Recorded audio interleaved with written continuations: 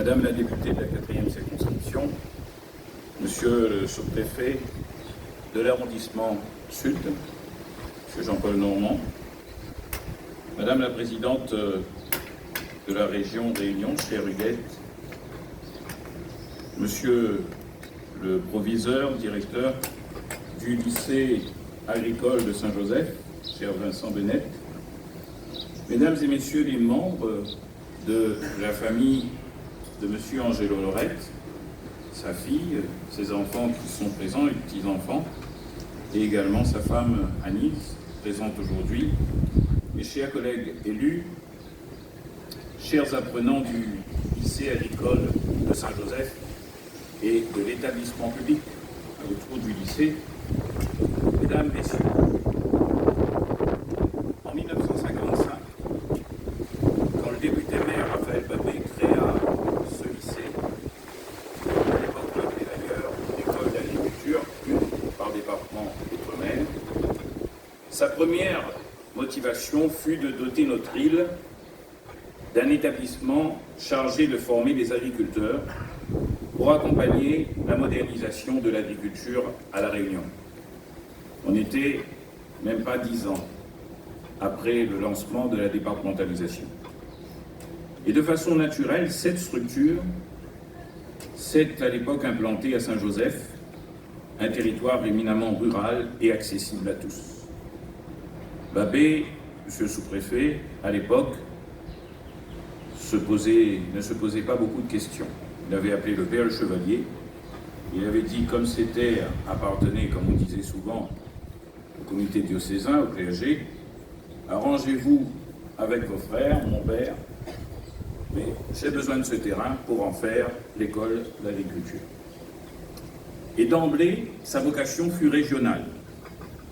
Des générations d'agriculteurs et d'agricultrices, de techniciens et de techniciennes venus de toute l'île ont depuis été formés dans cette école d'agriculture, devenue ce collège agricole et désormais ce lycée. Et d'ailleurs, un certain nombre d'entre vous sont présents ce matin.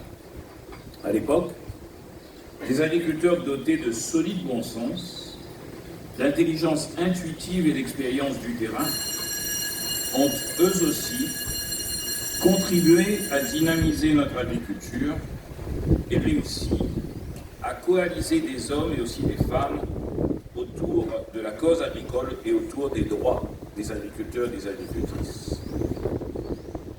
Angelo Lorette a été de cela. Figure emblématique de l'île, syndicaliste reconnu par tous et toutes, ardent défenseur des planteurs et des éleveurs, président de la Chambre d'agriculture, adjoint au maire de Petite-Île, Christophe Payette, de 83 à 89, conseiller régional du président Lagourgue sur la liste de Paul Vergès, de 86 à 92. Ses engagements ont été nombreux. Il faudra certainement un jour écrire son œuvre, tant elle fut importante et tant son action a structuré l'économie de l'île. Angelo n'a pas eu l'opportunité de passer par le système de la formation agricole. Son savoir, il a puisé, comme l'a dit sa fille, dans l'observation aiguë des choses, dans la confrontation des idées et dans l'engagement tenace, militant au service du développement de notre île.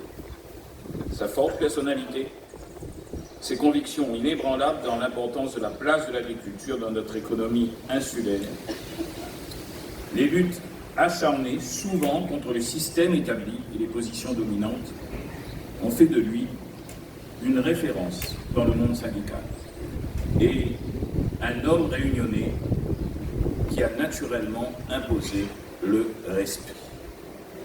Dans ma case, quand on avait des actualités qui parlaient des mouvements syndicaux agricoles, le doigt sur la bouche de mon papa y indiquait que c'était le moment d'écouter tout simplement la parole des combattants, parce que les agriculteurs à l'époque menaient un combat pour obtenir ce qui était, après tout, rien que leur dû. Aujourd'hui, ici, il est légitime d'honorer la mémoire d'Angelo Lorette, mais plus encore. Il s'agit réellement de transmettre les valeurs qui ont guidé son existence aux générations actuelles et à venir, qui passent notamment par cet établissement. Pour qu'ils se rappellent, ces jeunes, que le métier d'agriculteur est avant tout un métier de passion et d'engagement, un métier noble, car l'agriculteur nourrit la population. Un métier, hélas, qui n'est pas souvent reconnu à sa juste place et qui, parfois, est même dévalorisé. Pour autant, il s'inscrit, ce métier, bien dans la modernité. C'est pourquoi le lycée agricole a un rôle essentiel à jouer pour renforcer l'attractivité des métiers de la terre, tout particulièrement à l'aube du second quart du XXIe siècle, où la marche du monde continue à s'accélérer dans un tourbillon de changement. L'agriculture et l'agriculteur doivent demeurer le que nous invite aussi notre nouvelle session de l'Université rurale de l'océan Indien. Permet à moi de souhaiter la bienvenue, Monsieur le Président de la Chambre d'agriculture, à tous ceux qui sont nos invités aujourd'hui et pour les 3 jours, aujourd'hui, demain et après-demain, donc pour cette 11e édition de l'Université rurale de l'océan Indien, l'UROA, dont le thème est justement la souveraineté alimentaire. J'ai souhaité que cette première journée se déroule au sein du lycée agricole de Saint-Joseph, afin d'ancrer nos réflexions et nos propositions à la vraie réalité de notre système de production.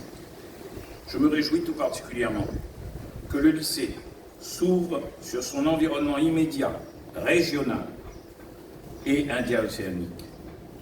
Je connais l'engagement de Monsieur le Proviseur Vincent Bennett sur la coopération en termes de formation agricole dans l'océan Indien et jusque l'Afrique, puisque une délégation du Mozambique d'élèves était venue et d'étudiants il y a 1 an de cela, et nous étions en rencontre avec eux. Je m'excuse vous avoir mis dans l'obligation de me trouver un interprète. C'est ainsi que l'œuvre d'Angelo Lorette continue à nous inspirer. Alors, Madame la Présidente, cette dénomination, comme celle de Christian Antous sur le lycée en Haute-Tenue, nous rend fiers. Cette dénomination apparaît comme une étape symbolique du nouveau rayonnement de notre lycée pour sa mutation demain vers un campus d'études supérieures aussi, agro-rural.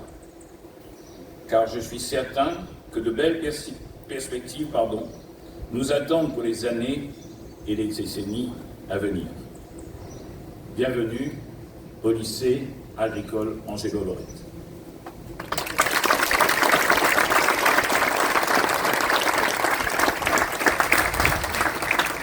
Madame la Présidente de Région.